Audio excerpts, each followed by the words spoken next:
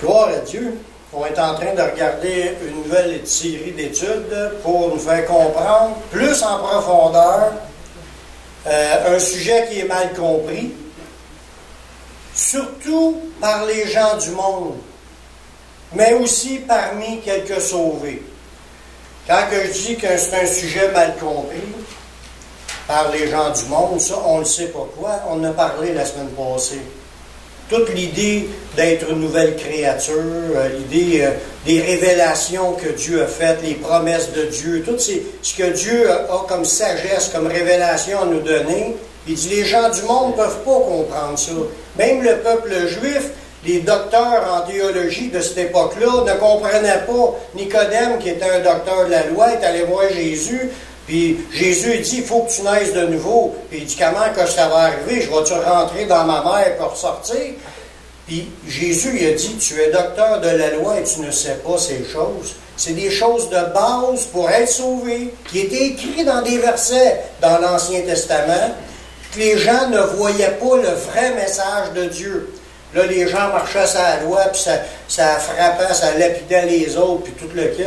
Mais Dieu veut nous faire comprendre des choses cachées aux yeux du monde, des choses incompréhensibles. Puis il y a juste ceux qui aiment Jésus, qui aiment le Seigneur, qui vont les comprendre et les expérimenter. Le sujet qu'on regarde, c'est toujours au niveau qu'une fois qu'on est devenu, qu'on a cru en Jésus, on a accepté Jésus comme notre sauveur personnel parce qu'on a reconnu qu'on était des pécheurs, qu'on ne pouvait pas se sauver nous-mêmes. Ça nous prenait quelqu'un d'ailleurs pour venir nous sauver. Mais on a cru que Jésus est venu pour accomplir le sacrifice ultime pour être sauvé. La semaine passée, on a vu qu'à cause qu'on y a cru et qu'on l'a reçu, ça a fait de nous une nouvelle créature, une nouvelle création. Dieu nous a ressuscités. Puis le fait d'être devenu une nouvelle créature, une nouvelle création, on est des êtres ressuscités, il y a un paquet de nouveaux statuts qui nous a été accordés. Une nouvelle position devant Dieu. Autant qu'avant d'accepter Jésus, on était des pécheurs, des perdus. Le salaire de nos péchés, c'était la mort. On était déjà des morts vivants, sous l'emprise du diable. Un paquet de statuts qu'on avait. Puis en venant à Jésus, on est ressuscité, on est une nouvelle créature. Puis maintenant, à cause de cela, il y a un paquet de nouveaux statuts qui nous a été donnés par Dieu lui-même. C'est ça qu'on va découvrir. C'est toutes des choses qui sont des grâces, des cadeaux. Comment Dieu nous aime, puis il nous a donné ça. Je ne les donnerai pas toutes. On va les voir un par semaine. Comme on va en voir un nouveau statut qu'on a aujourd'hui. Ça, c'est des démonstrations de l'amour de Dieu. Amen. Amen. Le sujet qu'on va voir aujourd'hui, c'est que nous sommes, grâce au Christ, devenus des enfants de Dieu. Est-ce que tous les humains sur cette terre sont des fils de Dieu?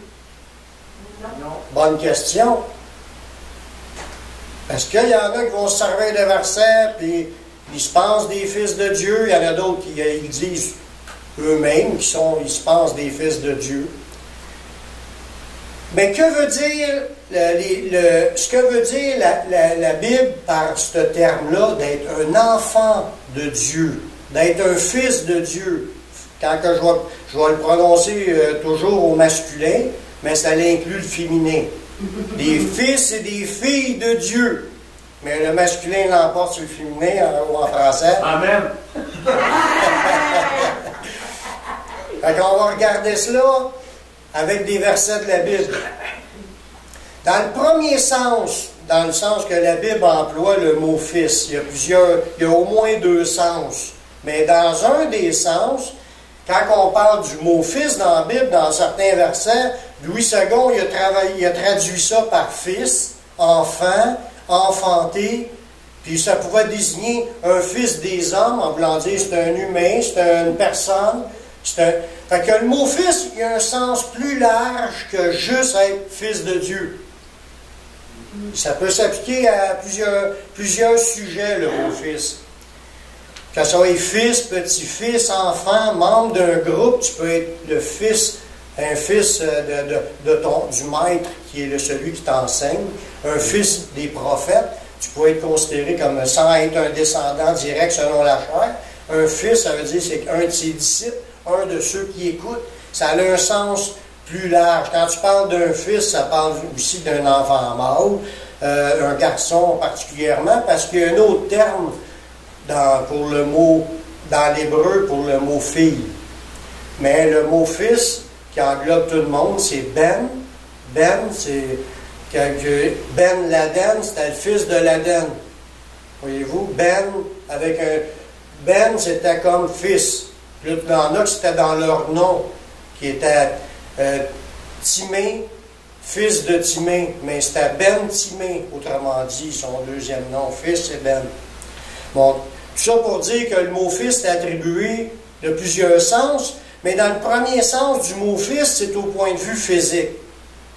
Moi, j'ai eu des fils et une fille, mais au point de vue biblique, c'est la même chose. Ça existe le mot fils dans le sens physique. Ça parle du fils, les enfants, ou ceux qui ont été enfantés. C'est des fils, des descendants sont des fils. Dans ce sens-là, dans le monde physique, dans ce sens-là, tout le monde sont des engendrés de Dieu. Tout le monde sont des fils de Dieu dans le sens physique. Parce que, comme dans Acte 17, 26, il a fait que tous les hommes sortis d'un seul sang habitassent sur toute la surface de la terre. Ça veut dire que Dieu, il n'y a pas deux lignées d'humains.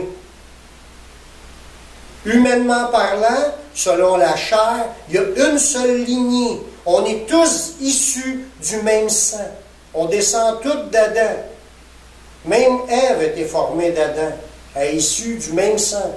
L'ensemble de l'humanité d'hommes faits à l'image de Dieu sur cette terre sont tous issus d'Adam et Ève. Donc, on est tous au sens physique, fils de Dieu.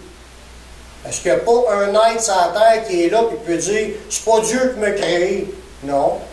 Dieu a créé tous les êtres humains dans le ventre de leur mère.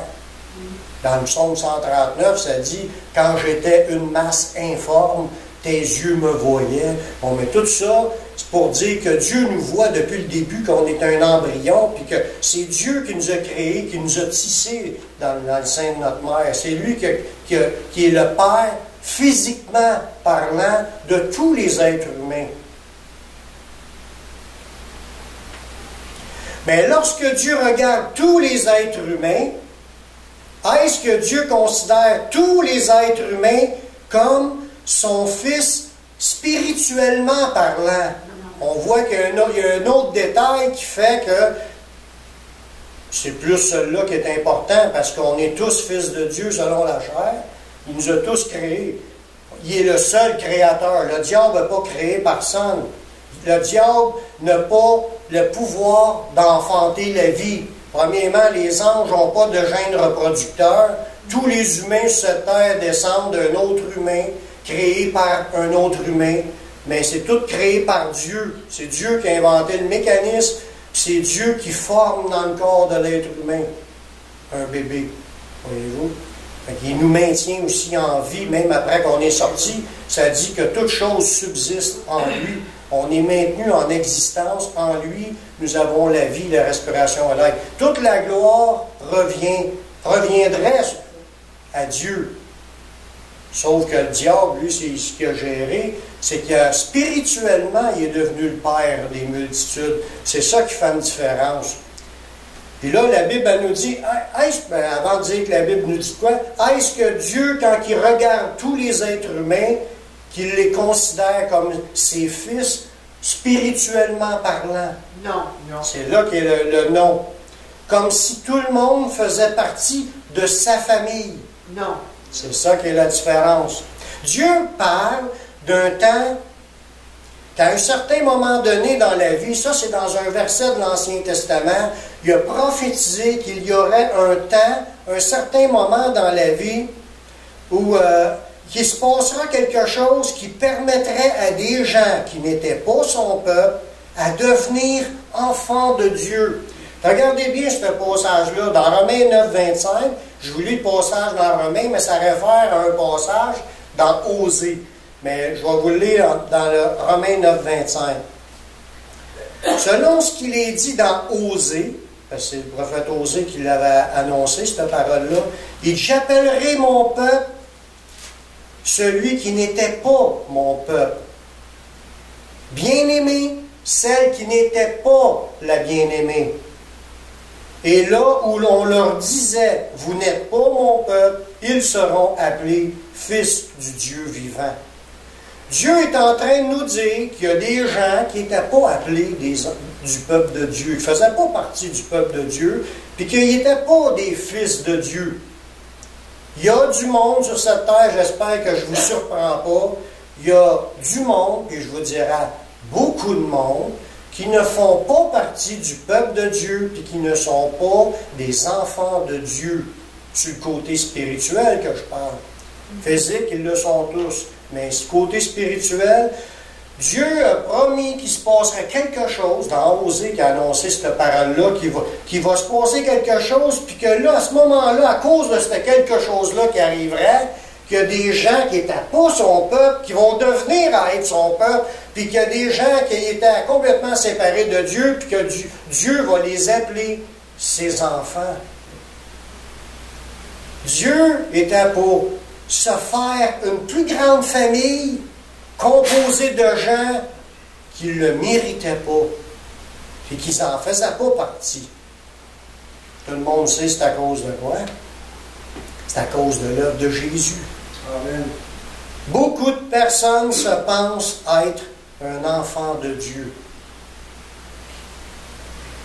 Même sur le côté spirituel. Parce que tout le monde voudrait se sentir qu'ils sont sur le bord de Dieu, puis que Dieu est avec eux, puis qu'ils sont avec Dieu, puis qu'ils sont sous la bénédiction de Dieu, puis qu'ils puissent recevoir même les promesses de Dieu, puis qu'ils puissent recevoir une place pour l'éternité avec Dieu. Beaucoup de personnes, des milliards et des milliards, le souhaiteraient être là. Puis là, le monde se font des religions, ils se font des enseignements pour essayer de se convaincre qu'ils le sont, et qu'ils se trompent, et qu'ils ne le sont pas. Pourquoi? Parce que le Dieu de la Bible a donné sa révélation dans sa parole sur la façon dont lui, Dieu, était pour adopter des gens. Puis là, les gens ne suscitent pas de vérifier dans la Bible comment est-ce que Dieu veut qu'on devienne son enfant, c'est quoi les conditions. Puis les gens ne lisent pas la Bible, puis ils se font des religions. Ils pensent qu'ils vont devenir automatiquement enfants de Dieu parce qu'eux autres le décident. Ça ne marche pas comme ça. Dieu, il a fait un plan pour qu'on devienne enfant de Dieu. Puis il faut respecter cela si on veut être sûr qu'on a les conditions pour y arriver. Voyez-vous? Il y a beaucoup de personnes se pensant enfants de Dieu, spirituellement parlant, mais elles se trompent. Parce qu'il faut l'admettre, nous sommes tous ces créatures, mais nous ne sommes pas tous ses enfants. Mais comment devient-on enfant de Dieu? Bonne question. Tu viens pas au monde, enfant de Dieu. Tu le deviens. Jésus a clairement expliqué que même les Juifs n'étaient pas tous des enfants de Dieu. Dans Romains 9, le verset 6 et 7. L'apôtre Paul, dans ces versets-là, il l'explique. Moi, juste vous lire un bout, mais vous allez voir avec ce que Jésus rajoute un petit peu plus loin, vous allez comprendre que même si tu faisais partie du peuple juif, que tu te crois, tu te penses un descendant d'Abraham, puis tu penses que Dieu est ton Père, tu peux être dans l'erreur. Puis Jésus le dit à des gens. Et ce n'est pas à dire que la parole de Dieu soit restée sans effet. C'est pas que la parole de Dieu n'était pas puissante pour sauver les Juifs. Mais c'est à cause des gens qui écoutaient la parole qui se sont empêchés de devenir enfants de Dieu. Il dit, car tous ceux qui descendent d'Israël ne sont pas Israël. Dieu avait choisi ce peuple-là pour que ça soit son peuple. Puis Dieu les a rejetés à plusieurs reprises parce que individuellement, ils marchaient tous dans la rébellion. Il y a juste quelques-uns qui ont marché dans la présence du Saint-Esprit puis qui étaient prophètes de Dieu. Jésus le dit. C'est là qu'il y aura des pleurs et des grincements de dents quand vous verrez Abraham, Isaac, Jacob et tous les prophètes entrer dans le royaume de Dieu et que vous serez jetés dehors. L'ensemble des autres qui n'étaient pas dans la communion avec le Dieu Tout-Puissant, ils ne rentreront pas. Même s'ils se pensent, ouais, mais moi je suis un descendant d'Israël, je suis un descendant d'Abraham, on va le voir. Il dit, car tous ceux qui descendent d'Israël ne sont pas Israël.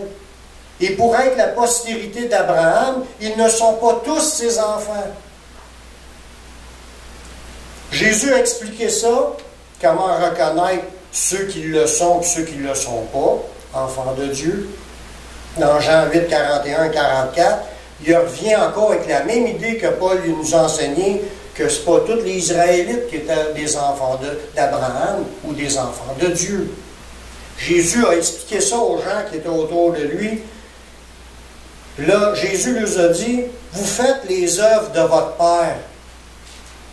Mais là, eux autres pensent à tous. Les Juifs, surtout, dans ce temps-là, pensent à tous qu'ils étaient fils de leur Père, Dieu. Jésus leur a dit, vous faites tous les œuvres de votre Père.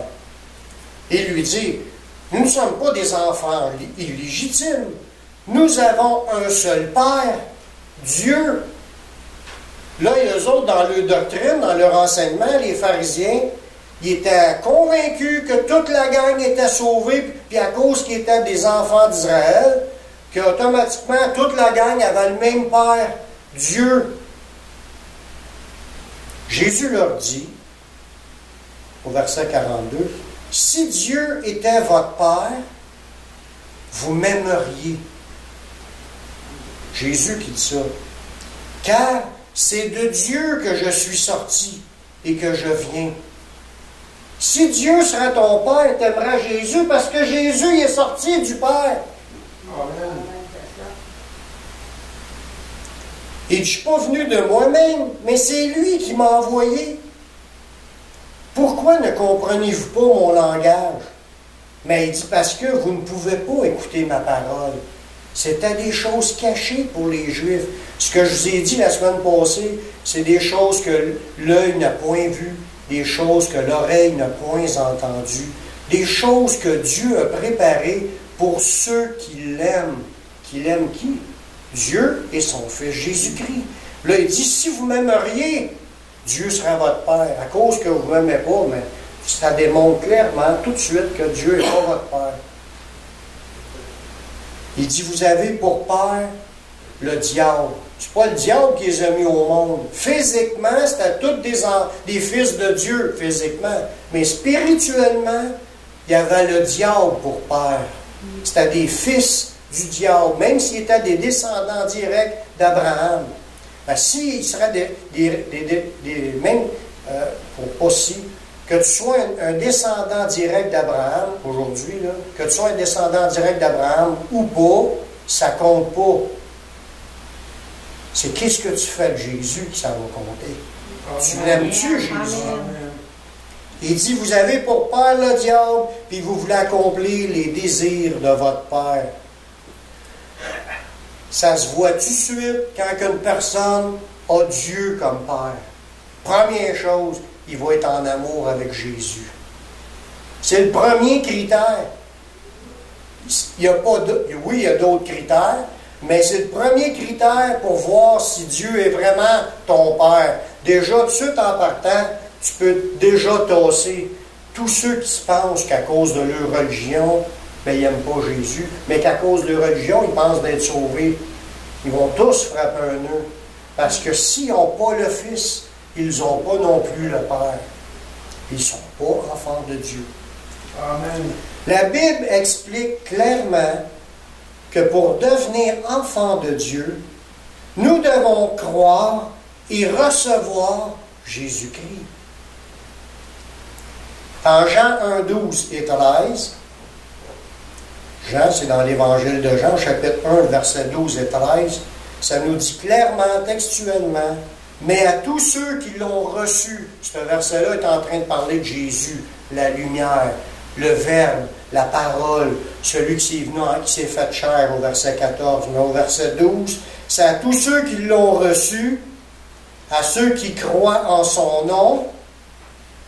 Faut que tu le crois en Jésus, puis il faut que tu le reçoives. Tu as deux conditions. Elle a donné le pouvoir de devenir enfant de Dieu. Voyez-vous, ça s'éclaircit.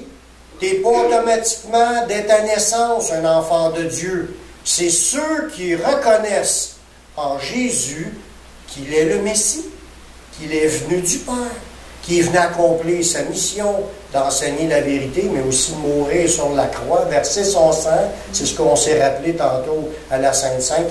Il a versé son sang, son corps a été rompu pour qu'on puisse être pardonné, puis qu'on puisse être sauvé. Fait qu'il dit, c'est à tous ceux qui ont cru, puis à ceux qui l'ont reçu.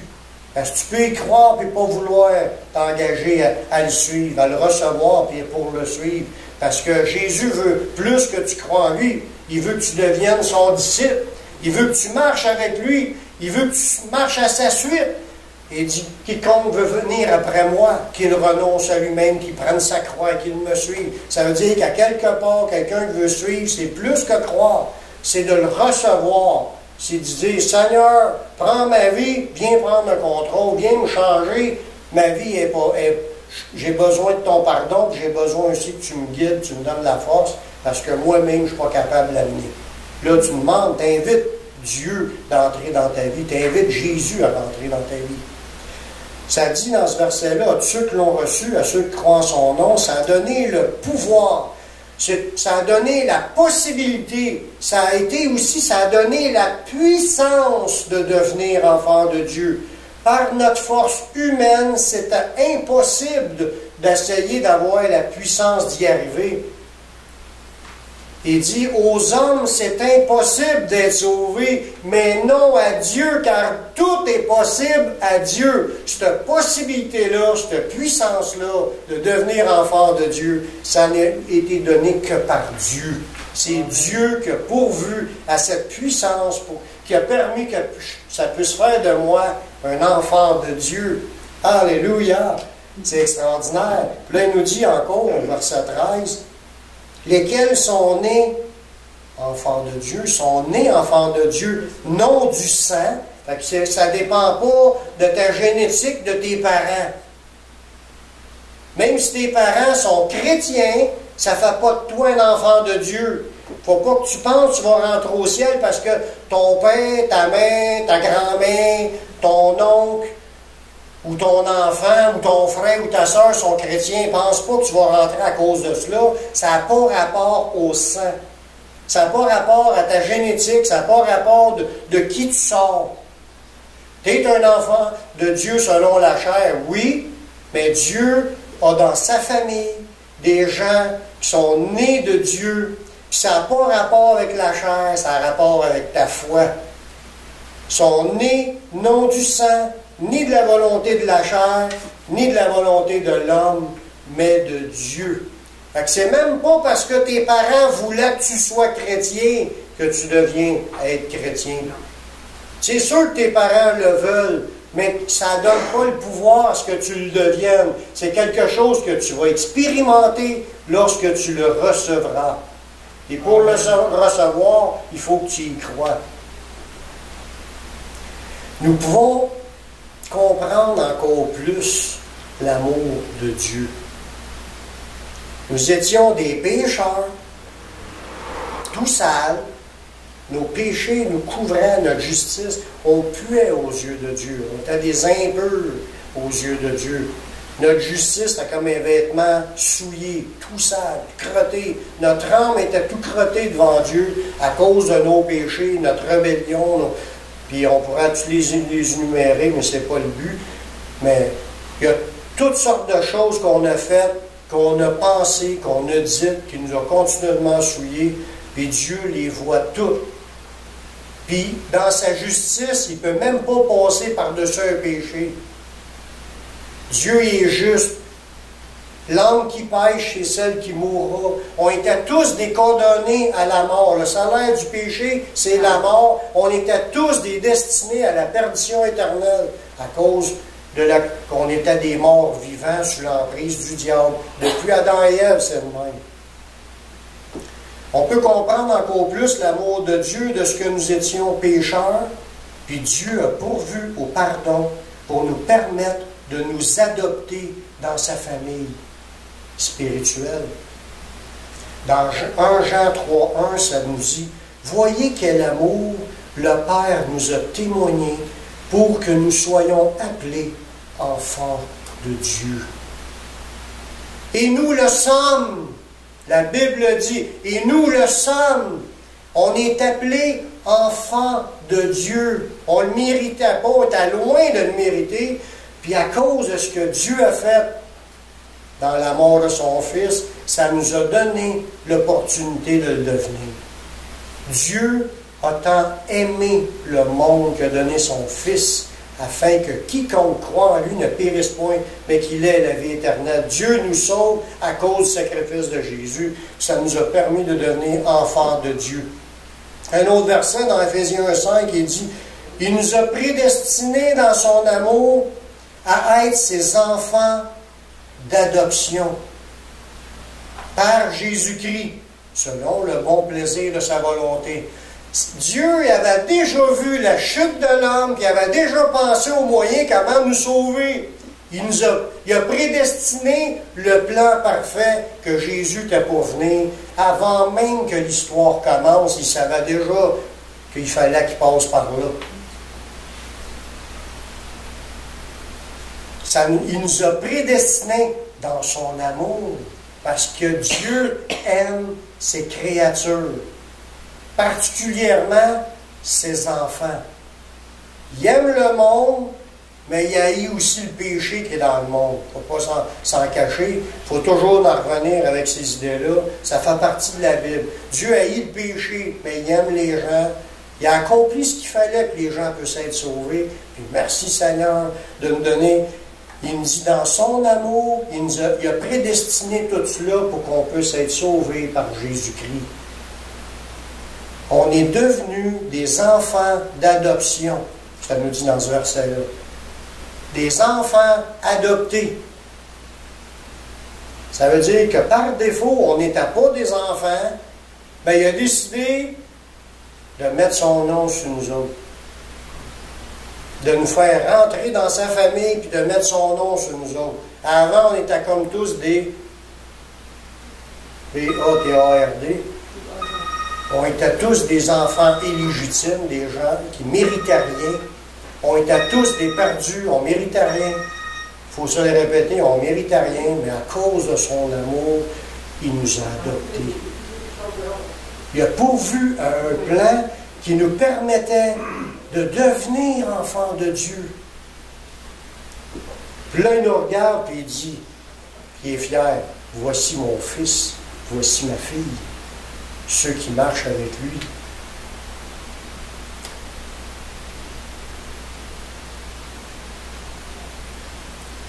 Devenir un enfant de Dieu, c'est plus qu'un titre.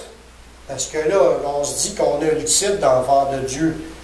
On a une position, une nouvelle position. C'est plus qu'un titre parce que c'est une relation que tu as avec ton Créateur. Il y a quelque chose qui s'est passé qu'à partir du moment que tu l'as laissé rentrer, Jésus, dans ta vie, il y a un contact qui s'est établi. Je l'ai dit la semaine passée, avant d'être sauvés, on était des morts vivants. Mais quand on a accepté Jésus, nous sommes nés de nouveau, l'Esprit Saint est entré en nous, on est devenu une nouvelle création, une nouvelle créature. Là, dans cette nouvelle création, on est devenu enfant de Dieu, et maintenant on est connecté avec Dieu. Dieu nous parle, on parle à Dieu. Il y a un contact, une relation qui se développe. Être un enfant de Dieu, c'est plus qu'un titre. « Oh, je suis un enfant. » Non, ce n'est pas juste un titre, c'est un contact en permanence avec Dieu.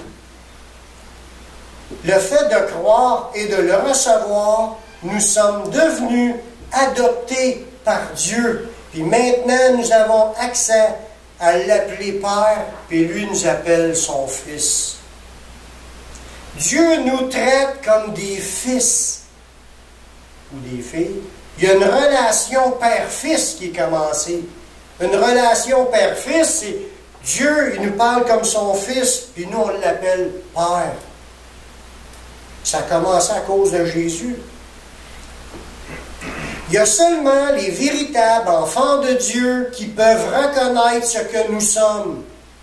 Comme j'ai dit, c'est des choses que l'œil ne peut pas voir, puis l'oreille ne peut pas comprendre. Les choses, l'esprit humain a de la misère à percevoir ces choses-là.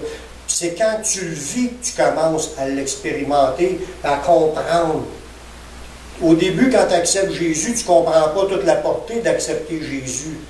Mais quand tu as accepté, tu as commencé à vivre des choses, tu as parlé à Dieu, tu as vu Dieu répondre à tes prières, puis Dieu te parle, puis il te montre des affaires, il y a un contact qui est commencé. Quand tu pêches, il te le montre, il te le dit que c'est un péché, tu le sens dans toi, ça te parle, tu te sens à l'envers des choses qu'avant, que ça ne te dérangeait même pas.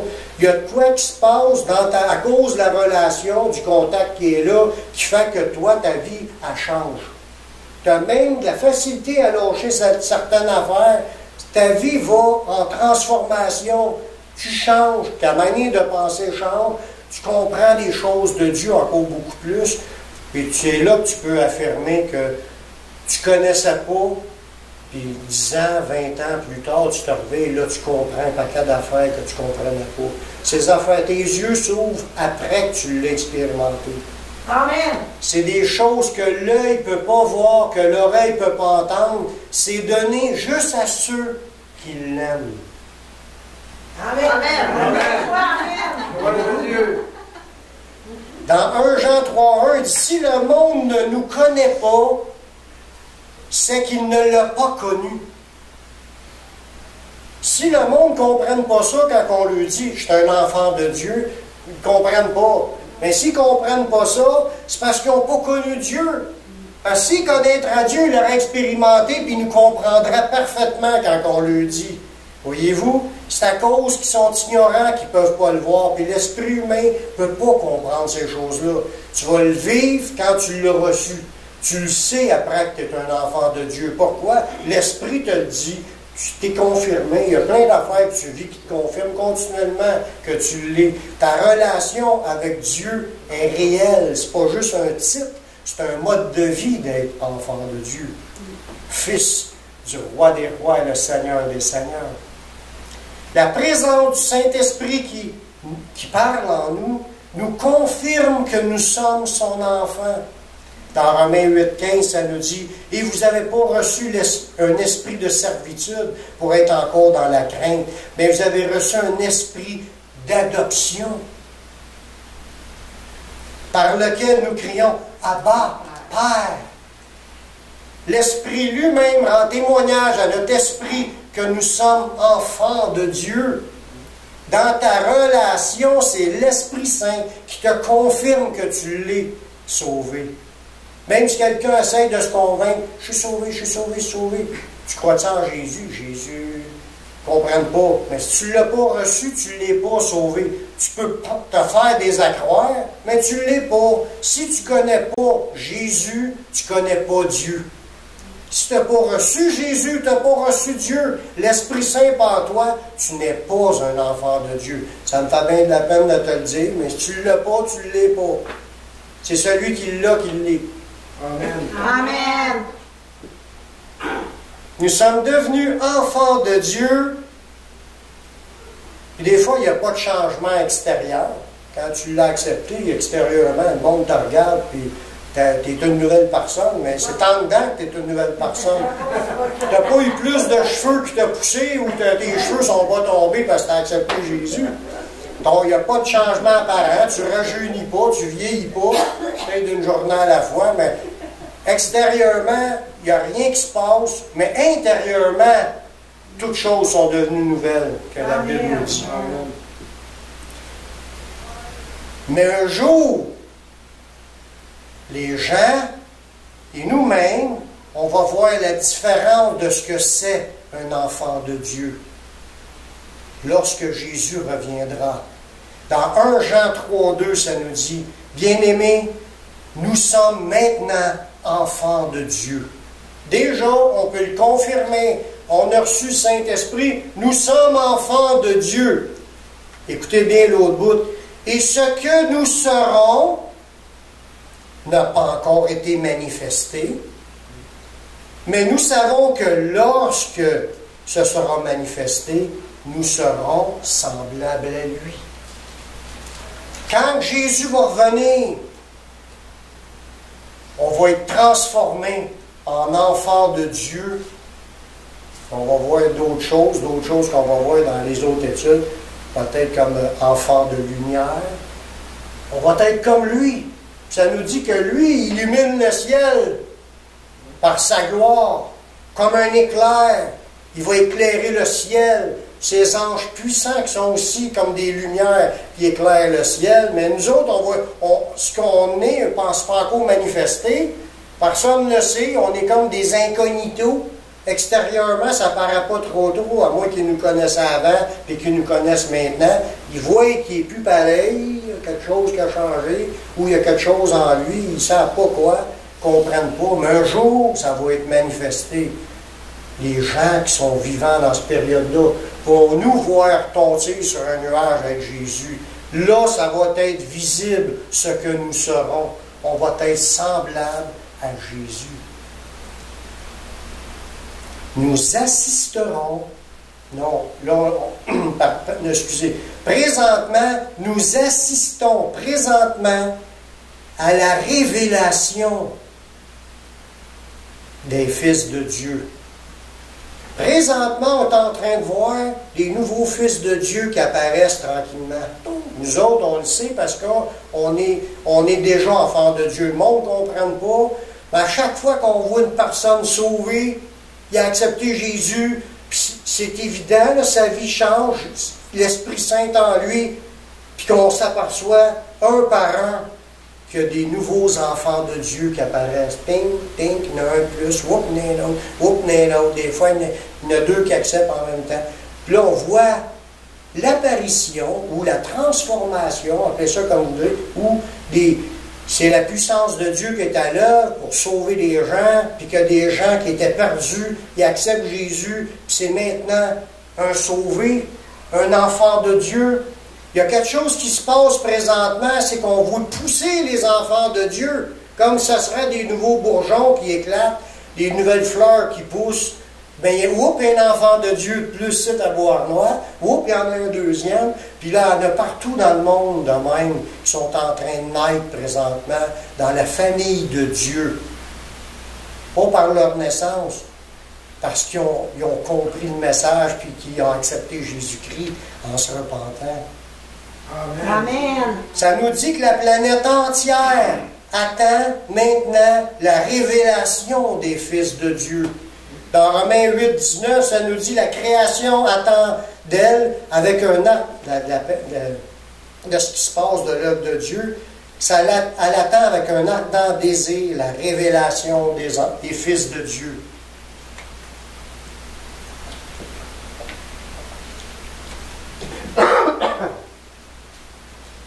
Présentement, la Terre, c'est comme s'il personnalise la planète, là. La création, c'est toute la création est en train d'assister à la révélation des fils de Dieu. Poup, il y en a un autre, poup, il y en a un autre qui accepte, poup, il y en a un autre qui devient enfant de Dieu. La famille de Dieu est en train d'augmenter partout dans le monde. À chaque fois qu'une personne accepte, il y a comme de quoi qui se passe, on est comme dans les douleurs de l'enfantement, puis là, les enfantements se font, les enfants de Dieu viennent au monde, spirituellement parlant.